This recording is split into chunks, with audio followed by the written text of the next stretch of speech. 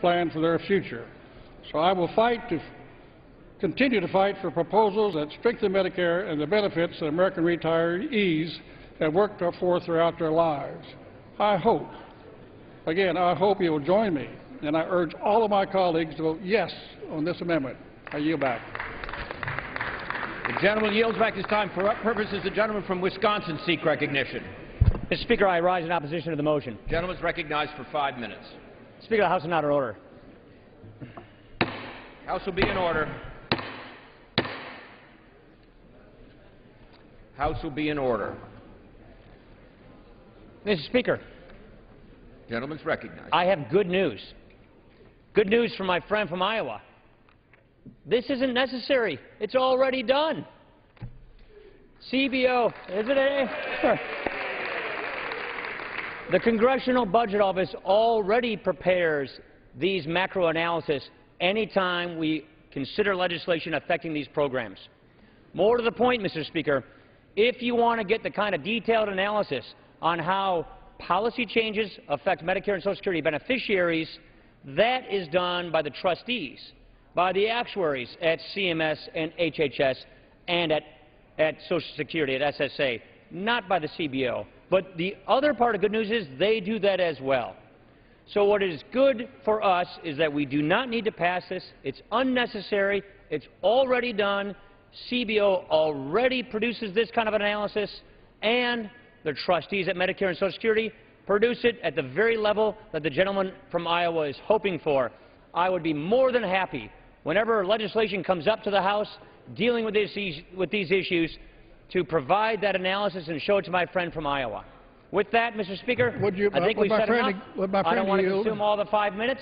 There's no point in passing this. I yield back the balance of my time. The gentleman yields back his time. The previous question is ordered. Order vote, please. Motion recommit. Those in favor will signify so by saying aye. Aye. Those opposed, no. No. Opinion of the chair, the noes have it. Gentleman from Iowa. A recorded vote, please. Recorded vote is requested. Those favoring a recorded vote will rise and remain standing. A sufficient number having arisen, a recorded vote is ordered. Members will record their votes by electronic device. This will be a 15-minute vote pursuant to Clause 9 of Rule 20. The chair will reduce to 5 minutes the minimum time for any electronic vote on the question of passage. The House today finishing up work on a bill that would require the Congressional Budget Office to provide economic analysis of major legislation. Leonard Boswell of Iowa offering the Democratic motion to recommit, which would require the director of CBO to prepare for each bill an impact analysis of the budgetary effects of major legislation on Medicare benefits, beneficiaries, and the Social Security and Medicare trust funds. This is a 15-minute vote. Final passage is next. Final passage is ahead as well in the Senate for the Stock Act. That is the insider trading bill that the Senate has been debating all week. They're finishing up work on amendments, and a final passage vote is imminent. Live coverage is on C-SPAN 2. Ahead of the amendment votes this afternoon, Senate leaders spoke to reporters about the Stock Act and other Senate priorities. Thank you all for coming. We are very, very close to doing something so basic, so common sense, to begin to restore the public's trust and faith in our institution. I am very encouraged that we have found more to agree with than to disagree with, and that we can bring this bill to the floor for a vote today. I want to thank the extraordinary leadership of Leader Reid for putting this bill forward and having us have a chance to negotiate and look at amendments all week long. I want to thank Chairman Lieberman and Ranking Member Collins for their leadership. I also want to thank the leadership of my colleagues here standing with me today who have advocated so strongly for these reforms. Of course, I want to thank my colleagues across the aisle for their good faith and effort in working towards this end.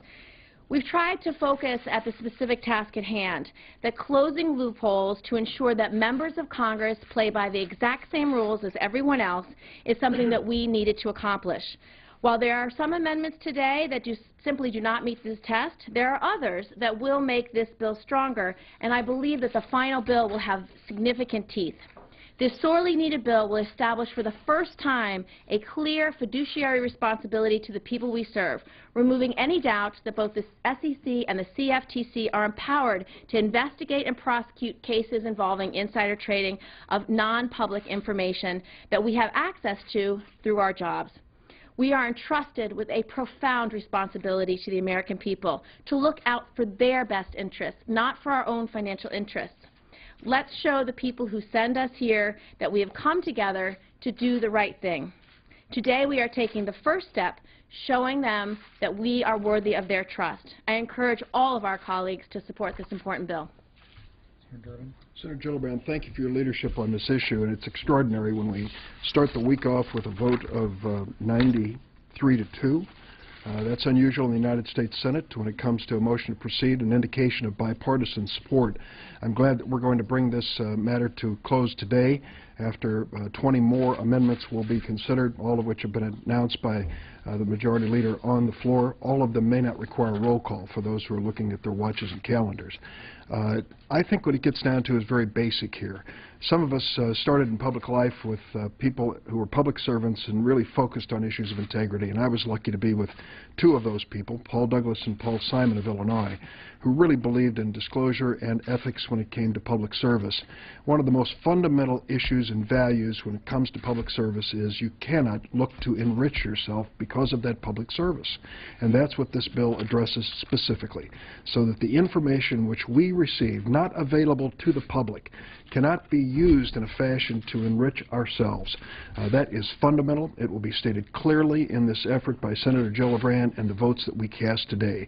It's an important step forward in restoring the confidence of the American people in the United States Senate. Well, thank you, and I too want to congratulate and tip my cap to Senator Gillibrand. She recognized this proposal early on as the right thing to do. She's been persistent in trying to move it forward, and her persistence this week we've all seen. And she saw this through even when it looked like it could get bogged down in a sea of amendments, some relevant, many not relevant. And I think I speak for my colleagues when I say, let's vote already. The President wants this bill. Leader Reid does. Leader McConnell at least says he does. The public certainly does, and 93 senators voted for it on Monday. I think it's hard to think of another bill that was so non-controversial and yet has taken so much effort to pass. Republicans have said we need to extend the bill to the administration. We agree. But then earlier this week we were stopped from quickly voting on an amendment to do that. We had Republicans objecting to allowing votes on other Republican amendments. And then, even more worrisome, you have the House, especially Leader Cantor, being vague about whether he'll take this up when it passes the Senate, even if it covers the administration, which was his original objection. If you didn't know better, you'd think this effort by the Republicans to make never-ending so-called improvements to the bill was really just a clever strategy to kill it. You're seeing that dynamic in the payroll tax cut negotiations as well. In early January, the Republicans said they had learned a lesson in December and were prepared to quickly agree on an extension of the payroll tax. Well, they don't seem to be moving quickly at all. Many of the House Republicans this morning started debating the Boiler Act provision. That has nothing to do with the payroll tax cut and is a way to kill the bill. What the heck is going on here? They don't seem to be moving quickly at all. That's the problem. The Republicans seem like they want to kick the can down the road on the Stock Act. And they also seem to want to run out the clock on the tax cut for the middle class. Haven't they learned the lesson? Their obstruction, which they did more artfully last year, is now becoming clear to the public. Their idea of blocking bills with no fingerprints on them is gone. Everyone sees loud and clear what they're doing. If they actually support these proposals, they should start showing it. Well, let me add my congratulations to Senator Gillibrand for her persistence and getting this to this point, and to Leader Reid for his working to get us to this point where we're going to be able to pass this bill today. You know, everybody I talk to is surprised that this isn't already law. We all know that members of Congress shouldn't play by their own rules, and so as Senate Democrats, this bill was introduced as a simple, straightforward bill to preserve the trust of the constituents that we were elected to represent. It's the kind of legislation that should have taken about an hour. But we are here today finally to get it done, and I'm glad, because I was beginning to think I was waking up on Groundhog's Day again and again to the same kind of things that Senator Schumer just talked about, amendments that were offered that were not relevant and being debated, and merely as a point of obstruction because of some kind of feeling that if we don't do anything, it benefits somebody. So we are on the right step here. We'll get this bill done, and I really hope that this sets us on the path to begin to get bills passed out of Congress that really reflect the needs of the American people, putting people back to work, creating jobs, and getting this economy back on track again. Senator Gillibrand, when she practiced law, this was one of her areas of expertise, corporate law, securities. So she was the right person to do this, and I admire what she's done and how it's been accomplished. I also want here to throw a bouquet to Senator Lieberman and to Senator Collins. They've done good work on this piece of legislation. I admire that very much. We're going to have to now we're going to be finished with this sometime this evening. We now need to get back on working on jobs for the American people. That's why Monday we're going to vote on the FAA bill, creating hundreds of thousands of jobs. We're going to move thereafter to the highway bill. We're told that that will save 1.8 million jobs and create hundreds of thousands of other jobs. The American people know the only way to solve the unemployment crisis we have in America today is to create jobs. And with all due respect to my friends on the other side of the Capitol, the Republicans in the House, what they're doing is not creating jobs. They are doing pieces of legislation that are hard to comprehend. All these things dealing with the environment, looking at regulations that would certainly make our water less safe, our air less pure, and our food less edible. So I would hope that we can get back now working on a bipartisan basis. As shown here in the Senate, we can get some things done now to help the American people with the economy. We need to do this certainly more rapidly than what we have. We've made some progress, but not nearly enough. We'll take some questions. Senator Reid. Yes. Republicans this morning introduced a bill that would replace the $1.2 trillion sequester, a portion of which, the 2013 portion of the sequester, is paid for by a freeze in the pay of federal workers and a 5% reduction in the workforce through attrition. I wonder what you make of that particular proposal. I believe that an agreement is an agreement. I believe that a handshake is a handshake. But here we have more than a handshake. We have a law that is now in place in our country that tells how we're going to deal with domestic spending and military spending. They should keep their word. That's what the American people expect them to do, and that's what I expect them to do. So this, what they're doing, is a lost leader. It's really unfair that they're doing this. Senator Reid, are you, yes. Can you assess the status of the payroll tax talk, and are you concerned about not meeting that February 29th deadline? Senator Schumer touched on this in his statement to each of you. He's absolutely right. We hear statements of support. Oh, yes, we want to do the payroll tax. We want to do unemployment. We want to take care of Medicare as it relates to payments to doctors. But I want to see some action, not before you folks. I want to see them in the conference committee. So I'm going to be as patient as I need to be. I hope they can move forward to come up with something that they're saying publicly that they want happen. But I want everyone to be put on notice that we are not going to walk away from this without having some serious votes. If they're unwilling to do something on a bipartisan basis, then we're going to do something to move the bill forward. We cannot let the economy go into it to be hurt. We have people out there in Nevada and around the country who are desperate for these checks they get from the unemployment benefits.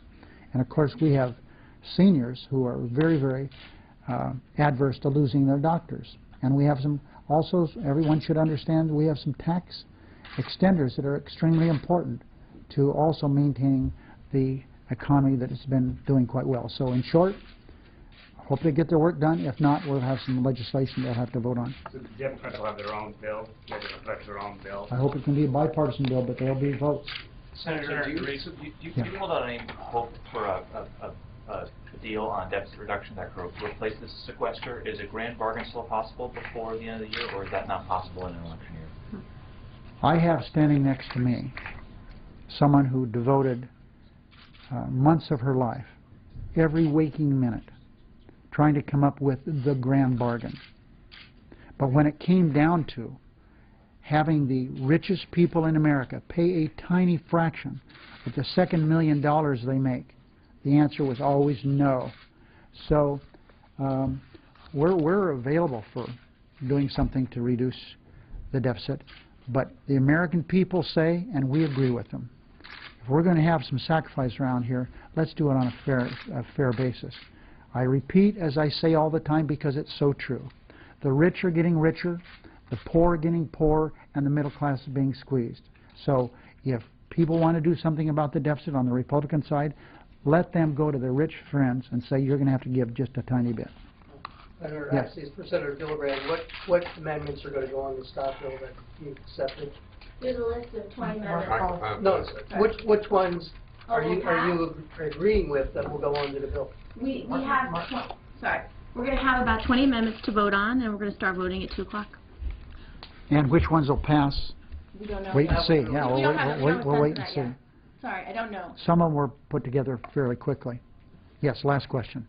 Senator Schumer, you said you would agree with an amendment to expand the insider trading regulations to executive branch employees?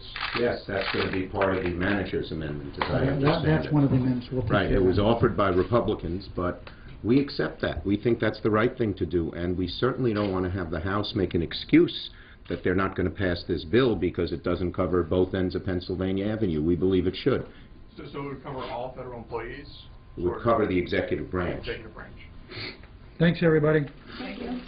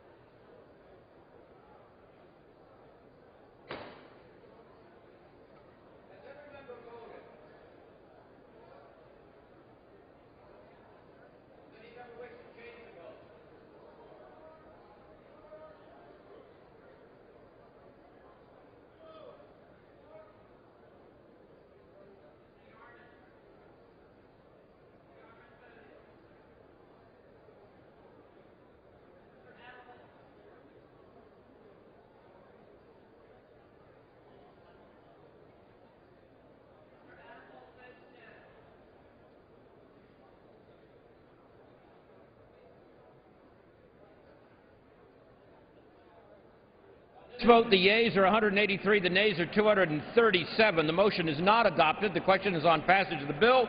Those in favor say aye. Those opposed, no. Opinion of the chair, the noes have it. Mr. Speaker. Gentleman from California. Recorded vote requested. A recorded vote has been requested. Those favoring a recorded vote will rise. Sufficient number having arisen, the vote is ordered. Members will record their votes by electronic device. This will be a 5-minute vote.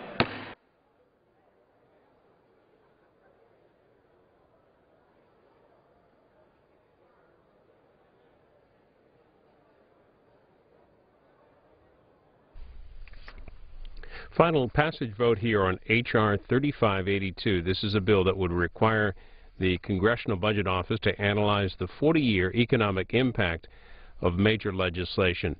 It is the first of what David Hawkins of Congressional Quarterly writes as a 10-part Republican budget process overhaul package. The second part of that, a bill that would require the CBO to base budget projections on current tax policy and not account for inflation or expiring tax cuts. That bill gets an hour of general debate. That's coming up shortly.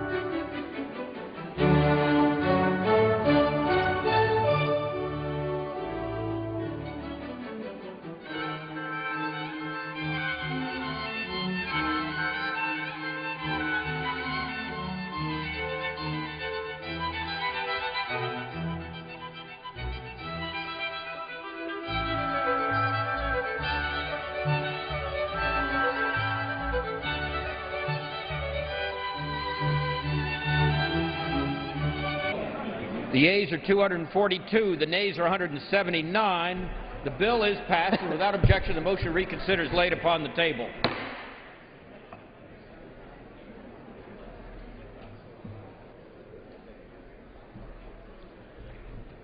House will be in order.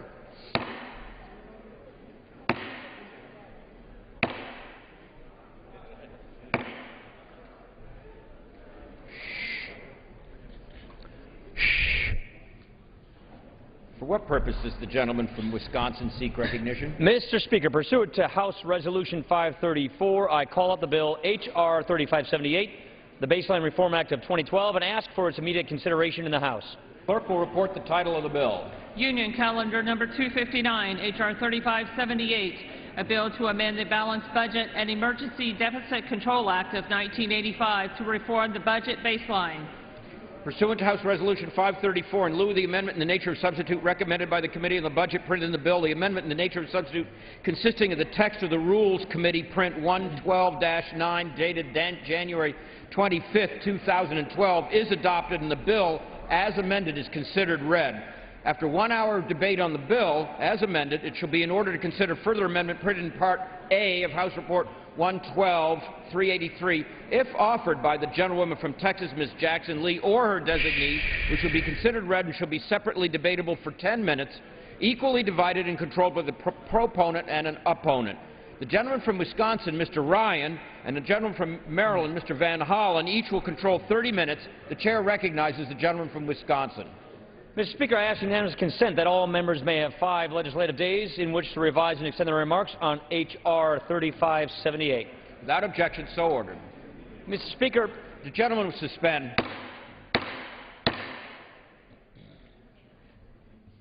Gentleman may proceed. Mr. Speaker, I yield myself as much time as I may consume. Recognized.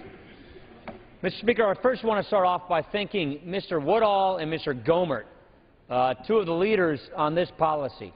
This is the second of 10 bills on fixing the broken budget process that we're bringing to the floor to try and bring back accountability, transparency, and responsibility to our federal budgeting process. What this bill does is it removes the pro-spending bias that currently exists in the baseline we use as a starting point in federal budgeting. The baseline we currently use assumes automatic increases in spending in the discretionary budget. So, for instance, instead of basing next year's discretionary budget on what we spent this year, we don't do it that way. The way it works is we automatically assume spending increases. We automatically assume that government agencies can't live with what they had last year, can't be more efficient, can't be more productive, and we assume inflation in it already. We think for honesty, for transparency, if we spend X dollars this year, that is the base on which we ought to consider next year's budget. And for all those programs where inflationary updates are already legislated, such as Medicare, Social Security, or the tax brackets to prevent inflation, this doesn't affect those. Those programs, by law, adjust for inflation, and therefore so should their baselines. Discretionary spending, something Congress controls every single year, does not have that because Congress legislates every year. So what we're simply saying is let's err on the side of the taxpayer.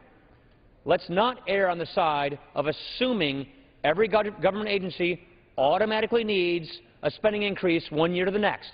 If we think they need more money, then we should measure it on an honest basis and then legislate more money for those agencies. And with that, Mr. Speaker, I will turn over the rest of my time to Mr. Woodall, the author of this legislation, and reserve the balance. Without objection, the gentleman from Georgia claims the remaining time from the gentleman from Wisconsin. Gentleman from Georgia. Thank you, Mr. Speaker. I thank the chairman for yielding to me, and I'd like to reserve the balance of my time. The gentleman reserves his time. The gentleman from Maryland. Thank you, Mr. Chairman.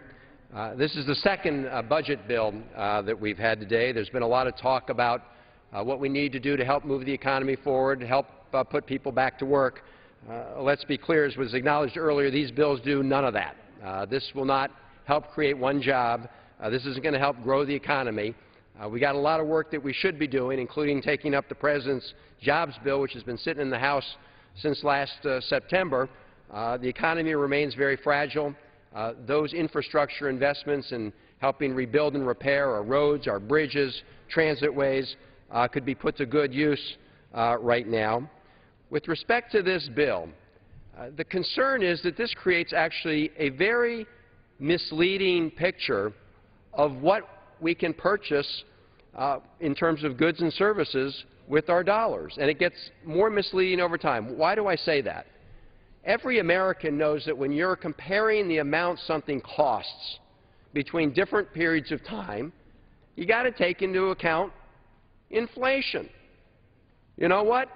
$10 back 40 years ago bought a lot more than $10 today.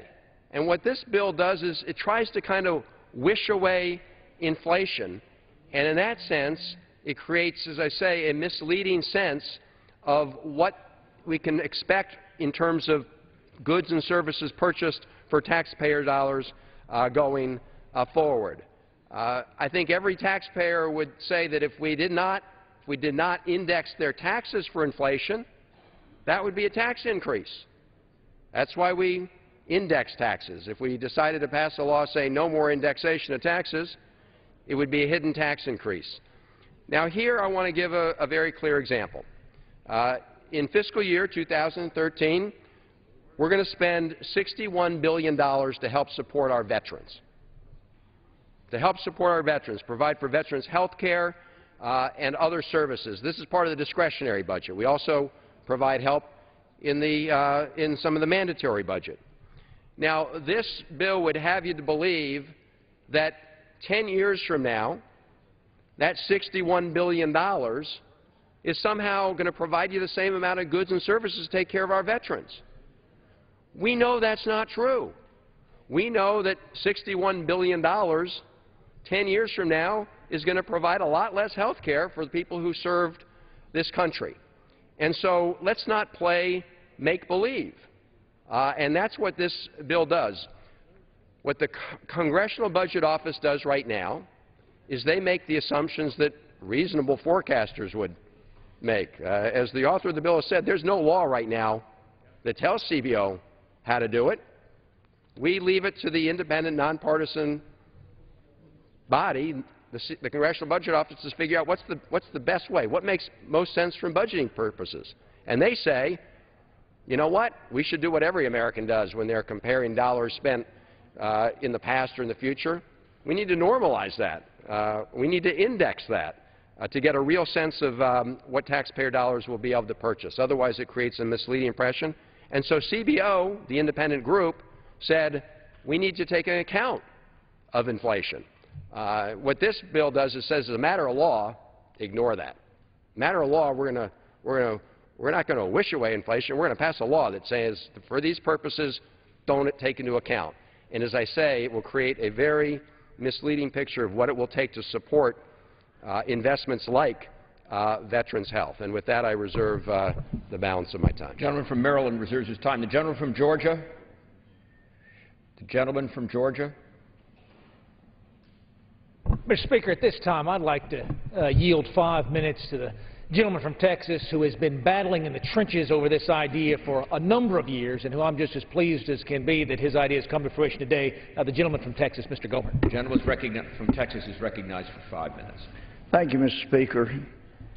And I understand the concerns of a friend across the aisle, but I'm telling you, this is a great day for Congress, for America. Going back to 1974, most liberal Congress in America until the time when Speaker Pelosi took the gavel. 1974, rules for CBO were put in place, making it difficult to ever make actual tax cuts that helped the economy grow, as John F. Kennedy made clear and showed it by his actions. But that was also a time when Congress thought it would be a good idea to create automatic increases of every discretionary department's budget in the federal government. Automatic increases. I mean, there are times when increases would be appropriate. There are times when it would not be. But why should the government not have to deal with financial issues like any responsible American, like any responsible family? There'll be times you should have to make cuts. There'll be times when you should have to make increases. But what we saw through the 90s, back during my days when I was judge, I heard a guy named Rush Limbaugh bring up, why do we have this automatic increase? Because then when conservatives try to slightly decrease the amount of increase, they're said to be making draconian cuts. Well, I made a mental note. When I got to Congress in January of '05, I couldn't believe to find out that we still had those automatic increases every year. And then to be going through a troubled time like we are now, when families across America are having to learn to do with less and make cuts across the board, Congress was still dealing with decreasing the amount of increase because we had these automatic increases. And we had a super committee that was formed last fall, and try as they might, they didn't even deal with the issue of the automatic increases. The committee's projections have had to be used because CBO, because of the same 1974 rules, ended up saying, well, gee, the formula could slightly change each year, so there's no way to know exactly what it would be over 10 years. Well, one thing's pretty clear.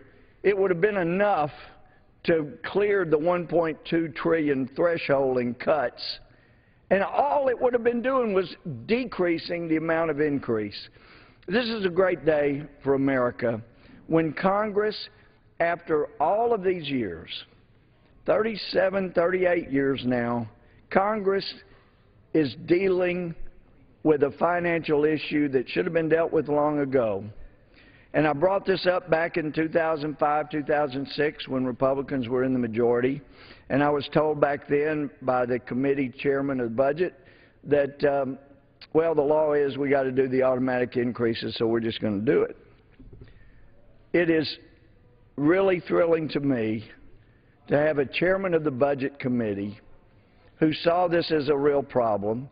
This should have been low-hanging fruit, as people like to say. This should have been an easy no-brainer. Cut out the automatic increases. We have a chairman of the budget right now that saw it was a problem. And it was also exciting to me to have a freshman like Rob Woodall come in and see it as a problem and collaborate, discuss the matter. Because really, to get a bill like this through, you need to have somebody that will shepherd it all the way through, subcommittee, committee, to get it to this point. So I am very grateful to Chairman Ryan. I'm very grateful to Mr. Woodall. Amazing. Freshman done an outstanding job. And now here we are about to do what could be the most responsible financial thing this Congress has done, this House has done in the whole last year. Could be $1.4 trillion in cuts over the next 10 years, and all we're doing is just stopping the automatic increase. There's a lot to be said for finally coming around to responsibility. There's a lot to be said. If you need an increase, come justify it. Don't get it automatically. And we now have responsible action being taken in our urge adoption. Thank you. I yield back. Gentleman's time has expired. The gentleman from Maryland. Thank you, Mr. Chairman. I think it's important to underscore the point, and I think the author of the bill would agree, that this legislation doesn't save the taxpayer one dime. That's not what we're talking about. This bill, when you pass it, it doesn't save one penny. Every year, with respect to the discretionary budget, we have appropriations committees in the House and the Senate who go through the budgets and they decide what's appropriate, what's necessary to be budgeted for those agencies or their accounts every year. They can cut them, they can increase them based on the needs that are perceived by members of Congress who are acting on that. That's not the issue. We need to tighten our belts. In fact, back in August, we made some significant savings. We need to continue to find savings. In fact, my view is if we're going to really be serious about reducing the deficit and the debt, we got to do this in a balanced way, like bipartisan commissions have suggested. You got Simpson-Bowles, you got Rivlin-Domenici. All of them have said we got to do a combination of cuts, and we also need to deal with the revenue. We can no longer afford to have tax breaks for the folks at the very top. That we can't keep all these tax loopholes open that disproportionately benefit certain people over others, and tax breaks that actually encourage, in some cases, the export of American jobs when we want to be encouraging the export of American goods and American services. So that's a very important debate that we should have, but that's not what this does. This just has to do with how we present the baseline as to what can be purchased in terms of goods and services for certain dollars. And moving to this will create a very misleading perception. Everyone knows, let's say you took a certain amount of money to buy an aircraft carrier today, and we wanted to know how much it was going to take to purchase an aircraft carrier 5 years from now. Let's assume over the next 5 years we're in the midst of rising inflation. What this would do is create the idea that since the number was the same this year as 5 years from now, hey, you can buy the same number of aircraft carriers. That's not true. You're going to get a quarter of an aircraft carrier. That ain't going to do anybody any good. So, again, Americans know that when they're comparing dollars and the value of their dollars over time, you have to take into account inflation. It happens every day in terms of financial transactions all over the country. So again, this bill doesn't save a penny. This has to do with just how you present the budget in terms of a picture for the American people to look at, and whether it's realistic in comparing what you can buy for $1 today versus what you can buy for $1 5 or 10 years from now. And what we're saying is you should compare apples to apples so people know what the purchasing power of those dollars are in terms of goods and services. Then we as the Congress can decide whether we want to increase that amount or cut it, as we do every year. But this bill doesn't mandate any kind of cutting of that nature. So with that, I reserve the balance of my time. The gentleman from Maryland reserves his time. The gentleman from Georgia. Mr. Speaker, at this time I'd like to yield 2 minutes to a real leader for fiscal responsibility on the Budget Committee, the gentleman from Oklahoma, Mr. Cole. The gentleman from Oklahoma is recognized for 2 minutes. Thank the gentleman. Mr. Speaker, I rise in support of the legislation by my good friend, Mr. Woodall of Georgia. This legislation makes really significant reforms in the way the CBO develops baseline calculations for discretionary spending. Under current laws, we all know the CBO automatically budgets for inflation and discretionary spending on our baseline projections. This process runs completely counter to what every American does with their own budget. No family sits down and assumes that they will automatically have an inflationary increase in their budget next year. No small business sits down and says, my sales and my revenue will automatically move up. As a matter of fact, using that approach actually is counterproductive because it actually discourages the search for savings and efficiencies. I am an appropriator, and I can tell you this is the road to deficit spending. Getting rid of this will help us bring our fiscal house back in order. We should have done it a long time ago, the last time the Republicans were in the majority. I'm very proud that Mr. Woodall and Mr. Ryan and other members, and particularly of this new freshman class, are pushing to do this. This will allow us to reduce the size of government. It will increase transparency. We'll be able to put our house where we ought to put it. Of course, the legislation is just one piece of a broader set of reforms. As Chairman Ryan indicated, we need to bring those up systematically. But this is the first step and the right step in direction of getting our fiscal house in order. I commend my friend for bringing it to the floor. I look forward to its passage. With that, I yield back. Gentleman yields back. Gentleman from Maryland. Thank you, Mr. Chairman. I yield 3 minutes to the gentlelady from Connecticut, Ms. DeLauro, also a member of the Appropriations Committee. Gentlelady from Connecticut is recognized for 3 minutes.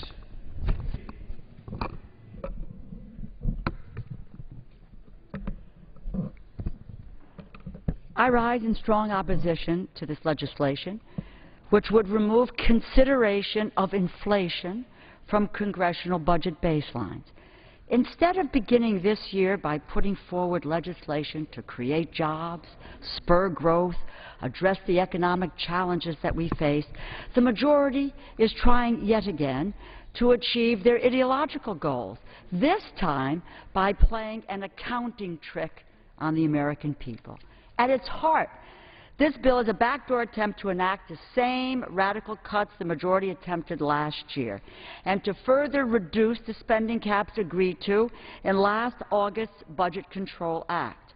By eliminating inflation from our official budget considerations, this bill represents a freeze on all discretionary programs that over time would become a devastating cut to critical programs. Within 10 years, all discretionary programs would see their funding slashed by as much as 20%. Among the priorities that would be gutted are scientific and medical research, financial aid for college students, assistance to elementary and secondary education, and investments in water and sewer systems. No discretionary program would be spared the axe. Disaster assistance, food safety, medical care for veterans, Meals on Wheels, community health centers, support for law enforcement, nutrition programs, all of these across the board would be slashed by leaving inflation out of the budget equation, and millions of middle-class families would be harmed. Why don't we index tax brackets? This dangerous cut aside, this legislation makes no sense from an accounting standpoint. Why don't we all put our heads in the sand, this bill argues, just pretend that inflation does not exist. Now, isn't that foolish? Then we can just pretend to be fulfilling our responsibilities to the American people. Closing our eyes to inflation is not a solution. This is not a serious bill. It does nothing to cut the deficit. You want to try to cut the deficit? Let's look at the tax cuts for the oil and gas industry. Let's look at ending the subsidies to those multinational corporations that take their jobs overseas. You want to do something about the deficit? Then let's cut the Bush tax cuts for the richest 1% of the people in this nation. This does nothing to cut the deficit, and like every other initiative from this majority, it does nothing to address the top priority of the American people, and that is jobs and growing the economy and investing in the economy to put us on a glide path to economic sustainability in the future. I urge my colleagues to oppose it and yield back the balance of my time. The gentlelady's time has expired. The gentleman from Georgia. Mr. Speaker, I yield myself such time as I may consume to say to my colleague who just spoke, I've introduced a bill in this House that not only repeals the Bush tax cuts and the Obama tax cuts and every tax break for every multinational corporation and every special interest favor and every deduction and exemption and favor in the entire United States tax code, but it does so in a way that would actually bring in more revenues for those priorities that you mentioned. That's H.R. 25, the fair tax, and I would welcome the gentlelady's support.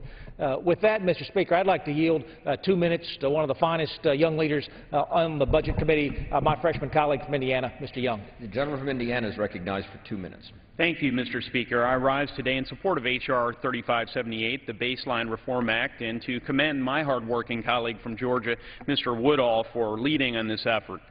Now, this is straightforward legislation. It removes the pro-spending bias that currently exists in the baseline that we use here in Congress as a starting point for our annual budgeting. The baseline should be a neutral starting point for considering fiscal policy. It shouldn't presume any spending by this body.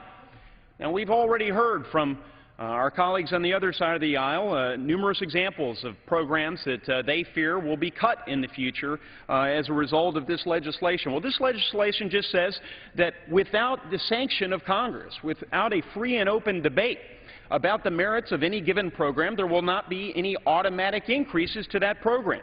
Today, the baseline does assume that automatic increase for inflation each year in the discretionary budget. Instead of looking at what each agency actually needs each year to fulfill its mission, we simply assume that that agency needs more money than it had the previous year. Well, these assumptions add up.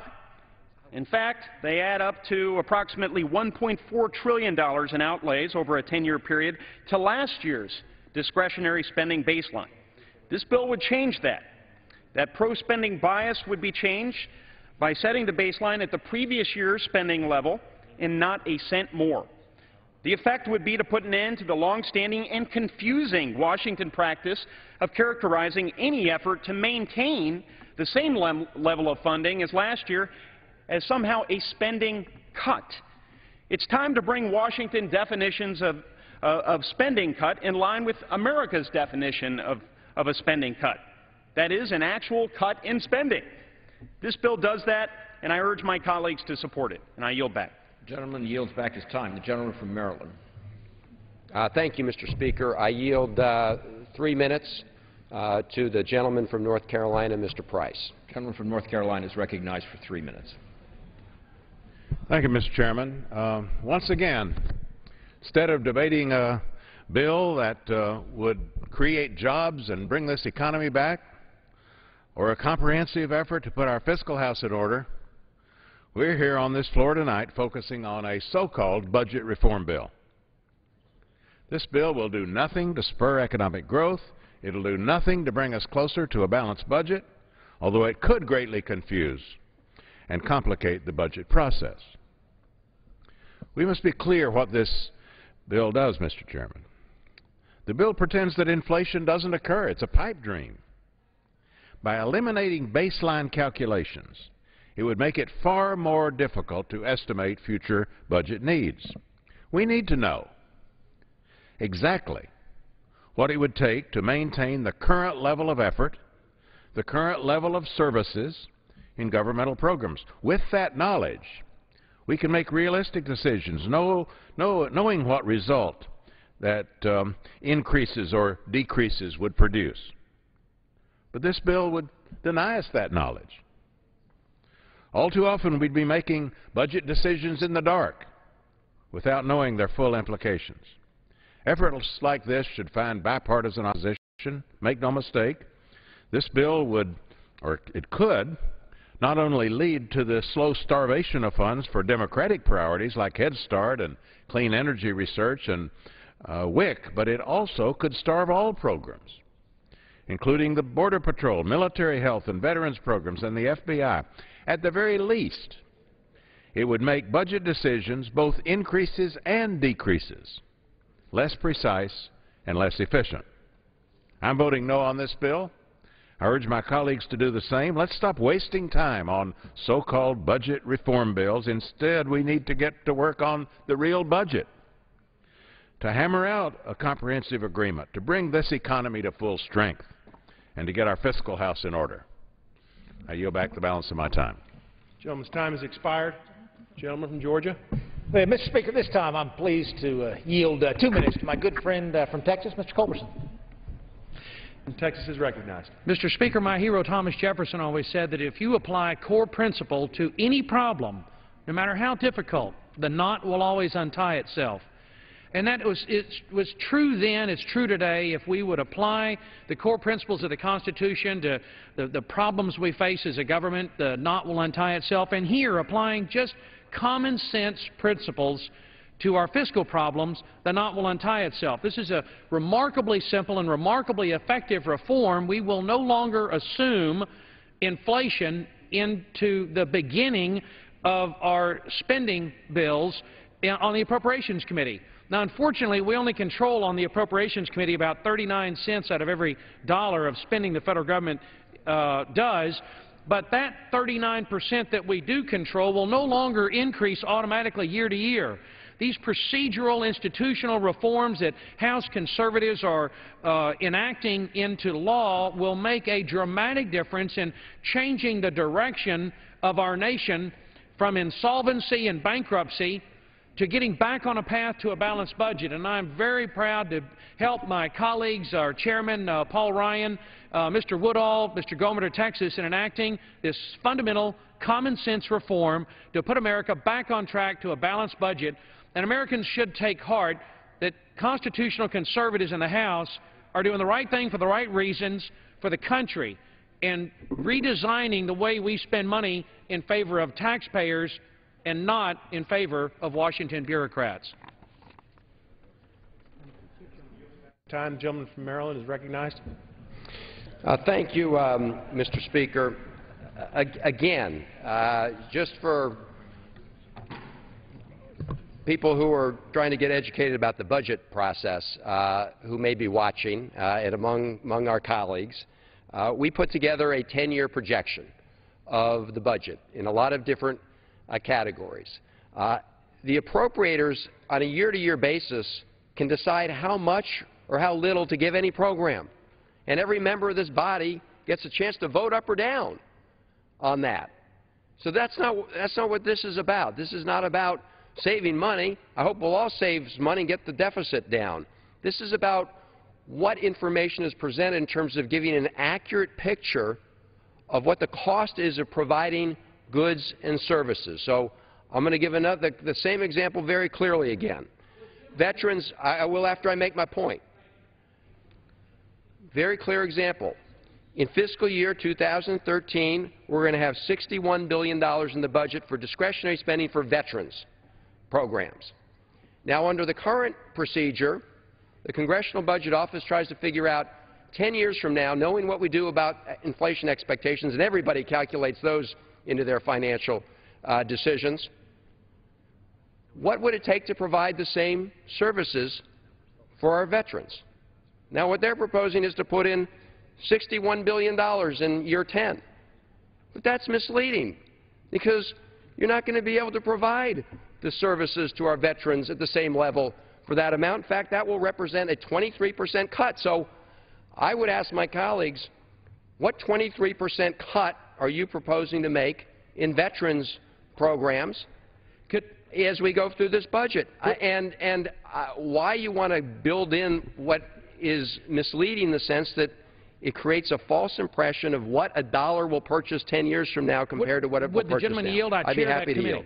Thank you very much. I chair the Veterans Administration and Military Construction Subcommittee on Appropriations, and I assure you we all work arm in arm together. My friend Mr. Bishop from Georgia, we will make sure veterans are taken care of. We will still be able to, with this reform, but in the light of day, look at inflation, medical inflation, which is generally higher than regular inflation. We will build that in, I promise you, as we go through our hearing schedule, but we will do it in open public hearings. It won't be built in automatically. That's all this does, is remove the automatic increase and lets the people's elected representatives do it in the sunlight of day in an open hearing. And I assure you the veterans will be taken care of. Well, thank you. And taking back my time, the gentleman Thank you for the time. You really made my point, which is that if the purpose of a budget is to try and provide the most realistic projection of what services we're going to provide in the future compared to today, you should take into account the cost of those increases. The gentleman just said that, of course, we're going to build in inflation with respect to veterans programs. In fact, we're going to do better than that. I'm glad to hear that, because we're going to take into account the fact that medical inflation runs higher than regular inflation. But the point is, if you put different numbers in year 10 that don't take into account inflation, you're going to give people a very misleading sense of what can be purchased for their tax dollars in terms of goods and services. The same holds true with respect to DOD. In other words, the Defense Department. Why don't we want to present the American people with an accurate representation of what it will actually cost to maintain the current defense or current discretionary veterans programs? That's the whole purpose of this. The Appropriations Committee can do what it wants with respect to decisions in increases and cuts, and I reserve the balance of my time, Mr. Speaker. Gentleman reserves his time. The gentleman from Georgia is. Mr. Speaker, at this time, just for the sake of clarity for the American people, I'd like to yield 2 minutes again to the gentleman from Texas, Mr. Culberson. The gentleman from Texas is recognized for 2 minutes. Thank you, Mr. Chairman. I want to reassure the gentleman from Maryland, and as we all recall, the Military Construction and VA Appropriations Bill passed the House almost unanimously, because we, all of us in this Congress, are arm in arm in support of our veterans, in support of our military, to ensure that they get the very best medical care possible, that we're providing every benefit that they have earned by their service to the nation. And the only thing this bill will do is remove the automatic blind increase in the starting point for our spending. And we in the Appropriations Subcommittee will, in the full sunlight of day on C-SPAN and public hearings, will go through and build in that increase that is actually occurred in medical inflation, in regular inflation, to ensure that we have compensated our veterans for that increase that has already occurred, but we'll do it in a public hearing. We'll do it in the full light of day. We'll do it so the taxpayers can see what we're doing. The game is rigged today against American taxpayers. And House conservatives, constitutional conservatives, are following core principle. We're honoring the Constitution. We're looking for ways to restore the 10th Amendment and individual liberty, shrinking the government, getting control back in the hands of individual Americans and state and local governments. And then when it comes to the budget, we're implementing common sense reforms that every American understands. We don't get an automatic increase in pay. If you're working for a company, you've got to earn it every year. We, as on the Appropriations Committee, are going to go through and analyze every one of these accounts and make sure that we have built in, but in an open public forum, any increase as a result of the increase in medical inflation or baseline inflation, we will, on the subcommittee, I assure you, Mr. Van Hollen, make sure that our veterans are fully compensated, as all of us take great pride in their service, and truly you see more unanimity on the Veterans and Military Construction Appropriations Bill than almost any other bill that we pass, because we take such great pride in them. So I urge my colleagues to please remove that argument from your repertoire, and let's focus on what's really going on here. The game is rigged today against taxpayers, and House Republicans are rigging the game today in favor of taxpayers in sunlight and transparency, and I assure you we're going to make sure our veterans are taken care of. And I'd happily